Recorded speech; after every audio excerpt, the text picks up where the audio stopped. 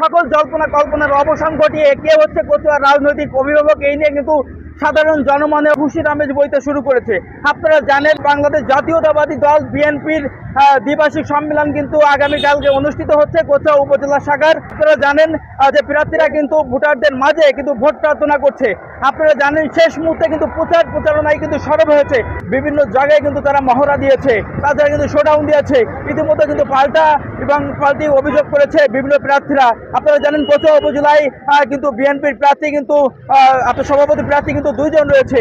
আপনারা জানেন সর্দার জাহিদ কিন্তু চেয়ার প্রতীক নিয়ে কিন্তু প্রতিদ্বন্দ্বিতা করছে। তার প্রতিদ্বন্দ্বী প্রার্থী কিন্তু আসাদুল ইসলাম পান্না, তিনি কিন্তু ছাতা প্রতীক নিয়ে প্রতিদ্বন্দ্বিতা করছে। আপনারা জানেন সাধারণ সম্পাদক প্রার্থী শেখ দৈতুল ইসলাম কিন্তু কলস প্রতীক নিয়ে প্রতিদ্বন্দ্বিতা করছে। সাধারণ সম্পাদক তার প্রতিদ্বন্দ্বী প্রার্থী রয়েছে সর্দার শাহনাজ, তিনি কিন্তু ফুটবল প্রতীক নিয়ে কিন্তু প্রতিদ্বন্দ্বিতা করছে। তাছাড়া কিন্তু সাংগঠনিক সম্পাদক পদে কিন্তু 5 জন প্রার্থী প্রতিদ্বন্দ্বিতা করছে।